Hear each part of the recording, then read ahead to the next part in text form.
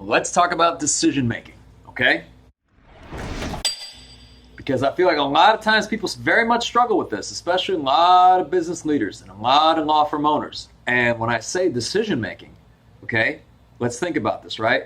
So I've long since said that indecisiveness is weakness, for the reason that when you postpone a decision, you're actually making a decision to postpone that, right? And then the value of speed in a business, right? The decisions, if you're able to make swift decisions, take decisive action, you can move a lot faster. You could actually be wrong and make a lot of wrong decisions and get to the right one faster than somebody who's spending all that time agonizing over one decision. By that point, somebody who makes decisions swiftly has made 10.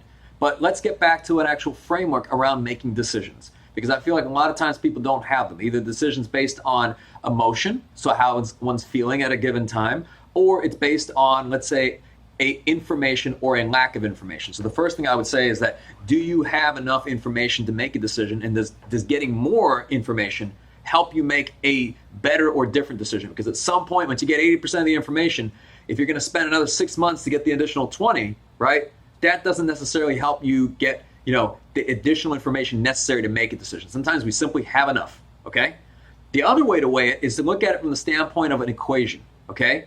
So you look at what is your upside of making the right decision and what is your downside of making the wrong decision, right? If your downside of making the wrong decision is ever that it wipes out your business, that's definitely a decision that does not make sense, okay? But let's just say you got your upside of being right, your downside of being wrong. Now, let's add in, what is your probability of being right and what is your probability of being wrong? And if you multiply the upside of making the right decision, like what you stand to gain, times the probability of being right, and you subtract that from the downside of being wrong times the probability of being wrong, right?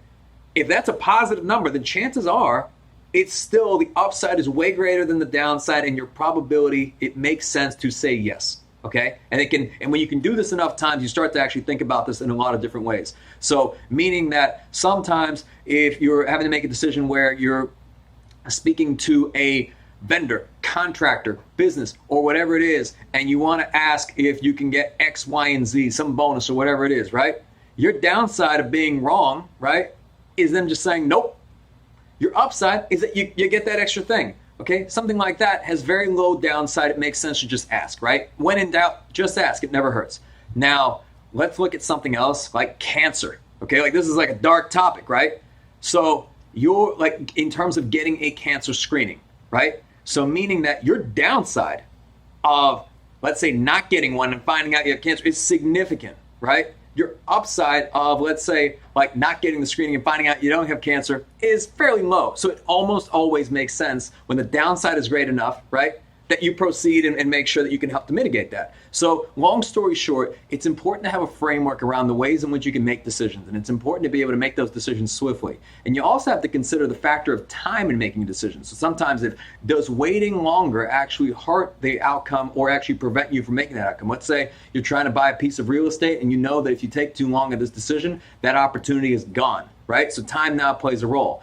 Are you like actually, let's say emotionally, how are you feeling, right? Maybe you haven't gotten enough rest. Maybe you haven't gotten enough sleep. It's important to be mindful of like where you are in the sense of, are you able to make decisions with a clear head and a clear frame of mind? But most importantly, I will say this. The biggest barrier I feel to a lot of people is they're simply unwilling to make a decision. It's not either a yes or a no. They just don't have a framework for evaluating it, and they don't have the headspace for it or whatever it is, and they think that there's some other barrier or some additional information they need to make the right decision, when in reality what that creates is slugs, right? Basically, it just slows you down. It slows down your whole business. Maybe you need to ask 3 different people who may have different pieces of, like, let's say, perspectives. And then even from that standpoint, they need additional information. So what could be a decision you make in 10 minutes turns to a decision that takes 10 months. And now you multiply that times all the types of decisions you got to make in your business, and imagine how slowly things move, okay? So you have to evaluate that, because businesses have to be able to be nimble. If your goal is to grow and to be able to move swiftly, you've got to have a great decision-making framework. So I'll probably vlog on this some more, because this is a topic that I'm especially passionate about. But remember, when in doubt, indecisiveness is weakness.